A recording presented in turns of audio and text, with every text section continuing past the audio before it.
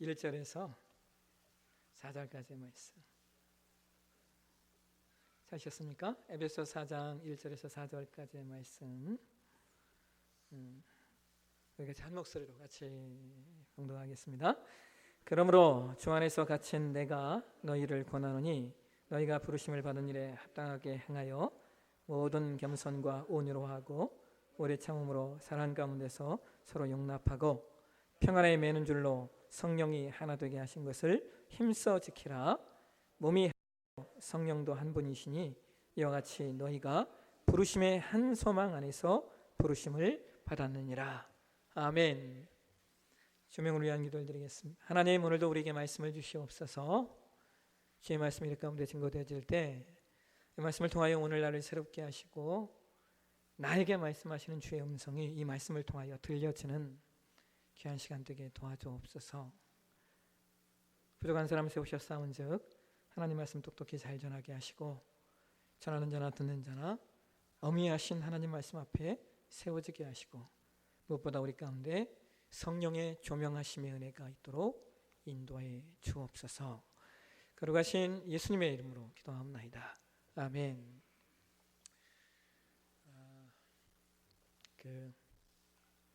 다음 주가 우리가 종교개혁주일이고요. 또 그리고 그 다음 11월 달에 들어가면 이제 우리가 찬양 축제를 준비해야 되기 때문에 말씀들을 이제 그와 연관된 말씀들을 좀 나누고 그 후에 이제 다시 창세기 말씀으로 좀 돌아가겠습니다. 오늘은 에베소서 4장 1절에서 4절까지의 말씀을 가지고 하나는 공동체가 되려면이라고 하는 제목으로 말씀을 좀 나누도록 하겠습니다. 서양의 사상에는 크게 이게 두 가지로 구분되는 큰 물줄기가 있어요. 그러니까 서양 사상을 지배하는 두 개의 큰 물줄기가 있는데 그것을 우리가 하나는 이제 헬레니즘이라고 말하고 하나는 또 하나는 헤브라이즘이라고 이야기를 해요. 헬레니즘은 고대 그리스 철학을 기반으로 해서 만들어진 사상이고 반면에 헤브라이즘은 고대 예루살렘으로 중심으로 한 우리로 이야기하면 기독교 사상을 담고 있는 내용입니다. 헬레니즘과 헤브라이즘이 인간의 최고의 삶의 방식을 각각 두 개의 단어로 표현하고 있는데요. 헬레니즘은 그것을 인간 삶의 최고의 방식은 호모 아파세티코스라고 이야기하고요.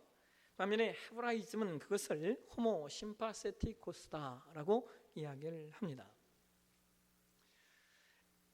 호모 아파세티코스는 평정심을 유지하는 것을 삶의 최고의 가치로 여깁니다. 그러다 보니까 이제 금욕적인 생활을 이제 좀 강조하게 되는데요.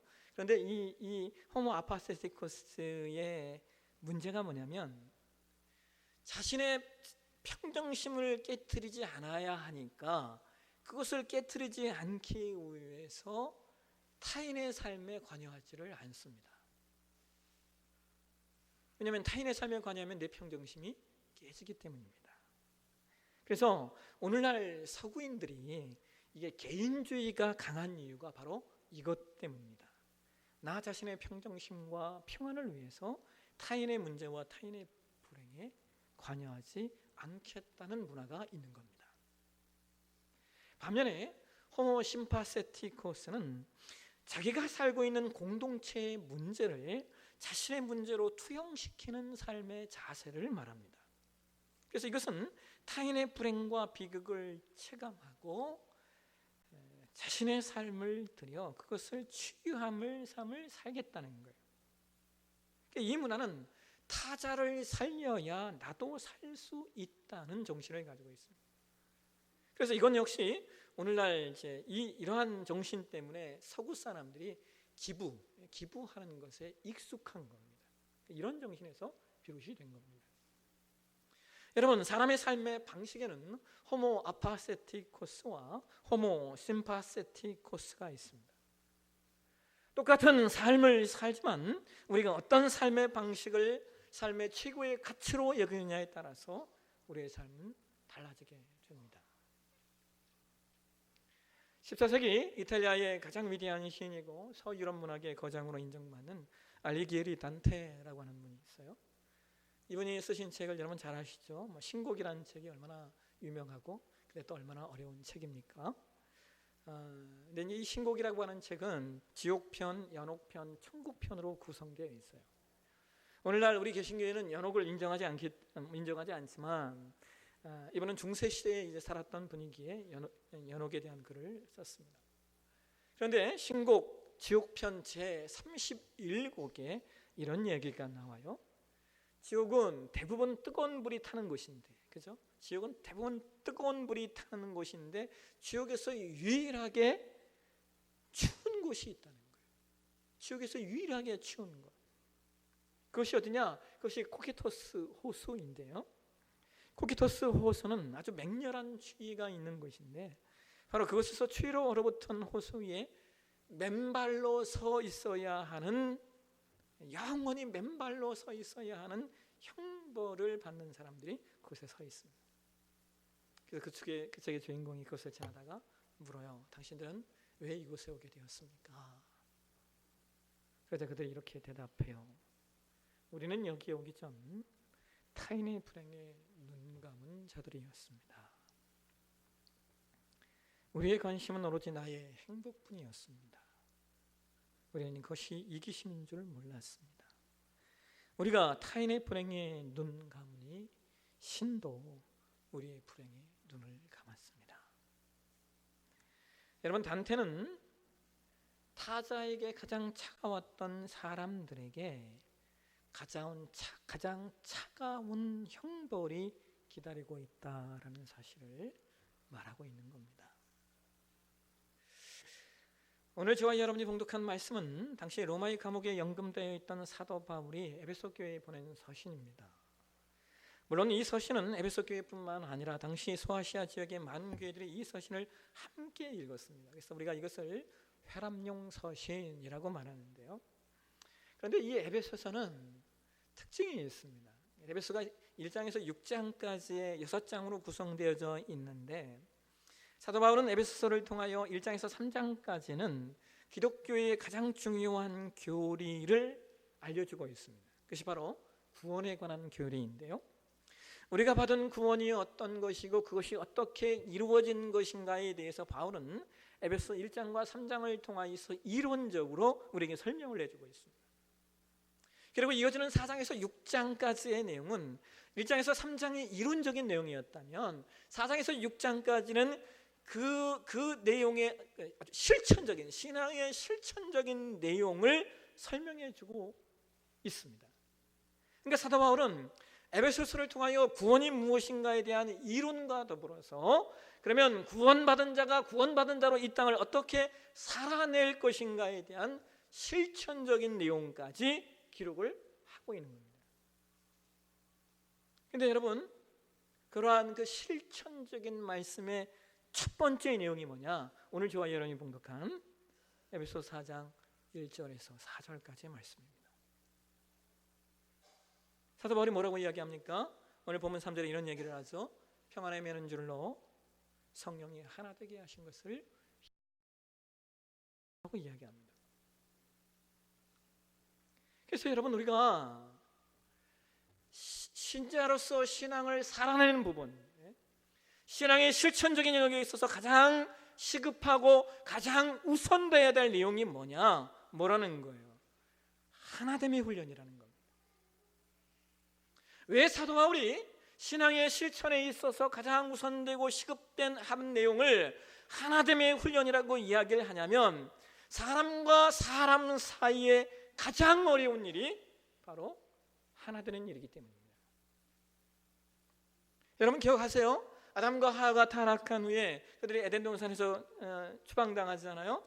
에덴 동산에 추방당한 후에 아담과 하와와 그리고 그의 후손들의 이야기가 창세기 4장에 기록이 되어져 있죠. 근데 여러분, 창세기 4장에 맨 처음 기록하고 있는 내용이 어떤 사건이에요? 가일과 아벨의 사건입니다. 형 가인이 동생 아벨을 때려 죽인 거예요. 그래서 여러분, 인간이 갖는 커다란 죄성 가운데 하나가 뭐냐면요, 그것은 모든 인간 사이에 적대감이 존재한다는 거예요. 이것이 타락한 인간의 본성입니다. 여러분 갈라디아서 5장으로 가시면 갈라디아서 5장 22절에 성령의 열매에 관한 말씀이 나오죠. 여러분 이 말씀 잘 알고 계시잖아요.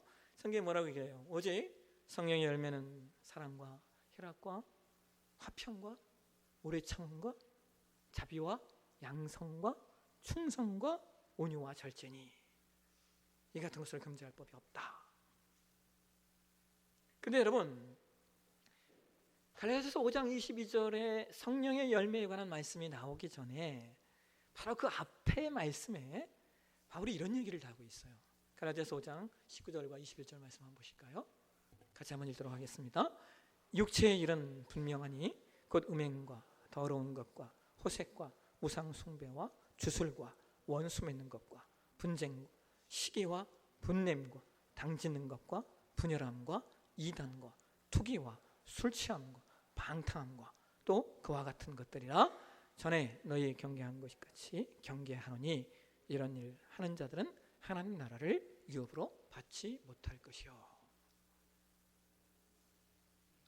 자, 여러분 육체의 일을 한번 잘 보세요. 이것은 성령의 열매와 반대되는 내용들인데요.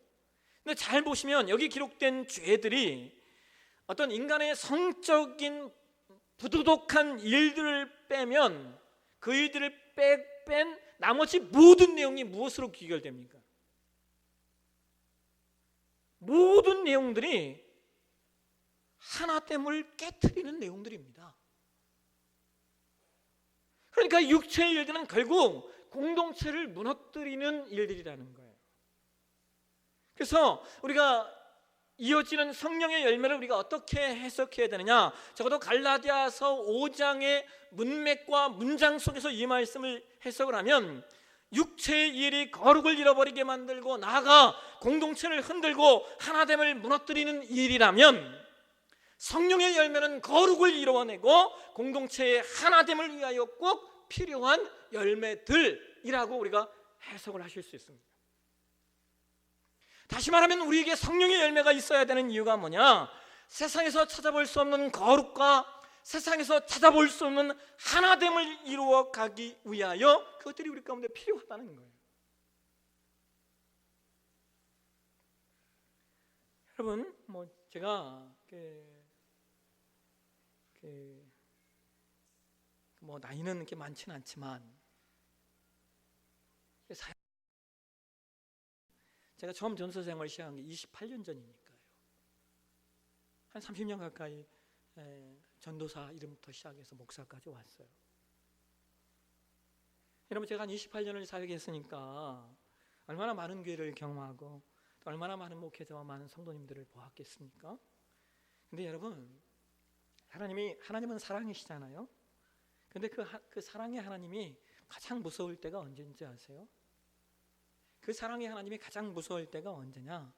제가 28년의 사역을 하면서 보고 경험한 것에 의하면요, 하나님이 가장 무서운 때가 언제냐?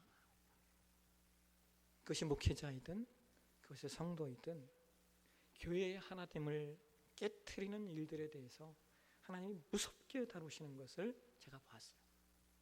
목사든 장로든 집사든 성도이든. 근데 여러분 하나님 앞에 목사나 장로나 성도나 다 같은 성도 아닙니까?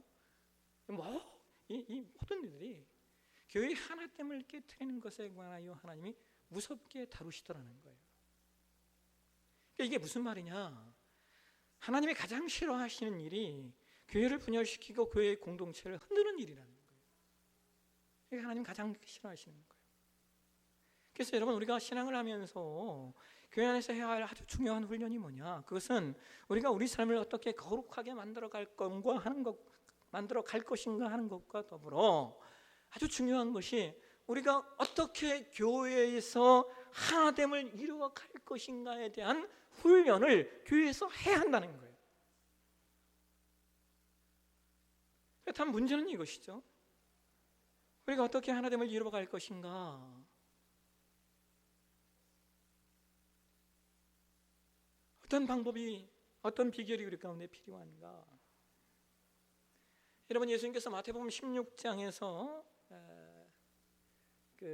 마태복음 16장 16절에 사도 베드로가 예수님에게 뭐라고 얘기해요? 예수님을 뭐라고 표현합니까? 주는 그리스도시요 살아계신 하나님의 아들입니다. 이렇게 표현해요. 여러분, 이게 놀라운 고백이에요. 제 아들이 그동안 예수님의 메시아됨을 몰랐어요. 깨닫지 못하고 있다가 이제 드디어 예수님의 메시아 되심을 깨닫으니까 예수님이 얼마나 기쁘시겠어요. 그래서 예수님이 뭐라고 말씀하셔요? 내가 내게 이르노니 너는 베드로라, 이 반석 위에 내가 교회를 세우겠다. 음부의 권세가 이 교회를 이기지 못할 것이다 라고 얘기해요. 근데 여러분, 우리가 마태복음 16장에 가시면요, 예수께서 교회를 세우시겠다라고 말씀하신 그 이후부터 예수님의 메시지가, 예수님이 가르치시는 일들이 무엇으로 집중이 되냐면, 여러분 한번 성경을 읽어보세요. 많은 말씀들이 섬기는 일이라고 하는 내용으로 집중이 됩니다. 그러니까 이때부터 예수님이 수자 하나를 대접하는 것에 대해서 말씀하시고, 크고자 하는 자가 왜 낮아져야 되는지, 으뜸이 되고자 하는 자가 어떻게 섬겨야 되는지에 대한 원리들을 주된 내용으로 가르치기를 시작하셔요. 여러분, 예수님이 왜 교회를 세우시겠다고 선언하시고 나서 왜 섬기는 일에 대한 내용을 주로 말씀을 하시냐면, 하나님의 자녀로 부름받은 자들에게 하나님이 만들어내시고 그 안에 창조하시려고 하는 내용이 세상적인 질서가 아닌 하나님 나라의 질서와 그 체계 속에 들어온 하나님의 사람으로서의 변화이기 때문입니다. 그 변화는 도덕적으로 이야기하면 죄를 짓지 않는 것이겠지만, 좀 더 적극적으로 이야기하면 그것은 서로 간에 섬기고 서로 간에 사랑하는 일들입니다. 사랑과 섬김을 통하여 우리가 이 세상의 질서 속에 속하지 않았다라고 하는 것을 보여줘서 그것으로 모든 족속으로 제자를 삼고 우리가 예수님의 제자인 것을 증언케 하셨다는 거예요. 여러분, 요한복음 13장으로 가시면 예수께서 제자들에게 34절에 이런 말씀을 하셔요. 34절 보실까요? 우리 같이 한번 읽도록 하겠습니다. 새 계명을 너희에게 주노니 서로 사랑하라. 내가 너희를 사랑한 것 같이 너희도 서로 사랑하라. 자, 여러분, 예수께서 뭐라고 말씀하십니까? 제자들에게 서로 사랑하라. 근데 내가 너희를 사랑한 것 같이 너희도 서로 사랑하라 라고 말씀하고 계셔요. 자, 그럼 예수님이 보이셨던 사랑의 내용이 뭐예요? 여러분, 요한복음 13장을 보시면요, 34절 이 말씀이 나오시기 전에 예수님이 했던 일이 뭔지 아세요? 제자들과 함께 최후의 만찬을 나누시고 제자들의 발을 씻기는 세족식을 행하십니다. 그러니까 여러분, 예수께서 생각하시는 사랑이 뭐냐? 그것은 함께 음식을 먹고 함께 삶을 나누는 것이라는 거예요. 함께 살아가는 것, 그것이 사랑이라는 거예요. 그리고 더 나아가서 예수께서 생각하시는 사랑은 뭐냐? 그것은 다른 이의 발을 씻길 줄 아는 것이라는 겁니다. 근데 여러분, 여기 다른 이의 발을 씻긴다라고 하는 의미가 어떤 의미냐면요, 당시 유대 땅의 사람들은, 그 시대의 그 사람들은요, 신발이 샌들이었습니다. 샌들. 우리 시로 얘기하면 슬리퍼 같은 그런 신발들을 신고 다녀요. 그리고 그 당시에는 지금처럼 도로가 포장되어 있는 그런 시대가 아니잖아요. 언제나 먼지가 날리고 그런 시대잖아요. 그래서 사람들이 조금만 돌아다녀도 하루의 일과를 마치고 돌아오면 가장 더러운 부분이 발이었습니다. 그렇기 때문에 당시에는 하인을 두는 주인들은요, 하인들이 와서 발을 닦아주는데, 근데 여러분, 그 발을 닦아주는 하인이 누군지 아세요? 하인 중에서도 가장 낮은 하인, 가장 밑에 있는 하인이 주인의 발을 닦아주는 일을 하는 거예요. 왜? 가장 더러우니까.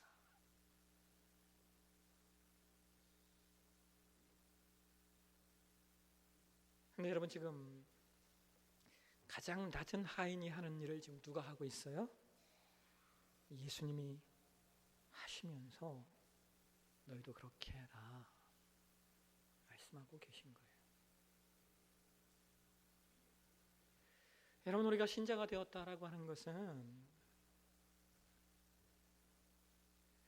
우리가 신자가 되었다는 그 존재 그 자체는 우리의 삶의 방식과 우리의 삶의 내용과 우리의 삶의 추구들이 세상과 다르다는 거예요. 왜? 우리는 이 땅을 살지만 하나님 나라의 시민으로 이 땅을 존재하고 있으니까. 그래서 우리가 소속된 하나님 나라의 질서는 윗사람이 아랫사람에게 명령하거나 자기의 유익을 위해 그들을 주관하는 질서가 아니에요. 오히려 그들의 유익을 위해서 자신이 섬기고 봉사하는 질서이고, 더 나아가서 우리가 살아야 될 이 땅의 질서는 호모 아파세티코스가 아니라 호모 심파세티코스,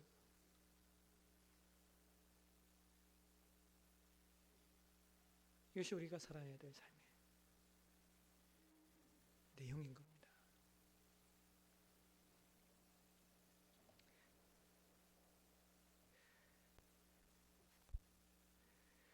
여러분, 영어에 복이라는 단어가 두 가지가 있어요.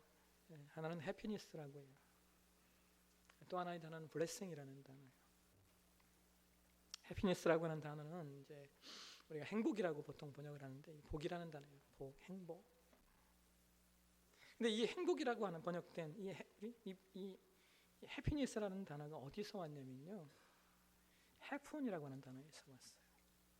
우연한이라는 단어에서 해픈, 해피니스, 복, 행복이라는 단어가 나온 거예요. 그래서 여러분, 세상 사람들은요, 복을 뭐라고 얘기해요? 운 좋다 얘기해요. 운 좋다, 운 나쁘다, 세상 사람들은 이야기해요. 그런데 복을 뜻하는 또 하나의 단어가 블레싱이라는 단어가 있어요. 그런데 이 블레싱이라고 하는 단어는 어디에서 나온 말이냐? 블리딩이라는 단어에서 나왔어요. 이 블리딩이라고 하는 말은 출혈, 피를 흘리는 것을 말해요. 다시 말하면 블레싱, 복은 피를 흘리는 데서 온다는 거예요. 예? 예수님께서 우리를 위하여 피를 흘리셨던 것처럼 말입니다. 여러분, 우리가 아니에요. 우리가 서로를 위하여 피를 흘리는 것과 같은 삶, 우리가 서로 간에 그것을 살아내면 주 안에서 하나가 되는 거예요. 누구처럼 말입니까? 예수님처럼요. 그리고 그러할 때 우리 공동체가 정말 복된 공동체 될 것입니다. 서로에게 블리딩하여 블레싱을 나누는 사랑의 모든 지체들 되어주시길 주의 이름으로 축원합니다. 기도하겠습니다. 하나님,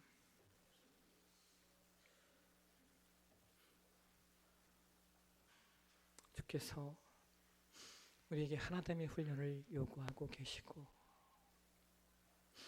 그 하나됨의 훈련, 그것이 사랑과 섬김이고, 그것이 누군가의 발을 씻기는 일이고, 그것이 누군가에게 나의 피를 흘리는 것과 같은 그런 삶임을 놓치지 않는 우리 대포 사랑에게 모든 지들 되게 하나님 축복해 주시옵소서. 거룩하신 예수님의 이름으로 기도합니다. 아멘.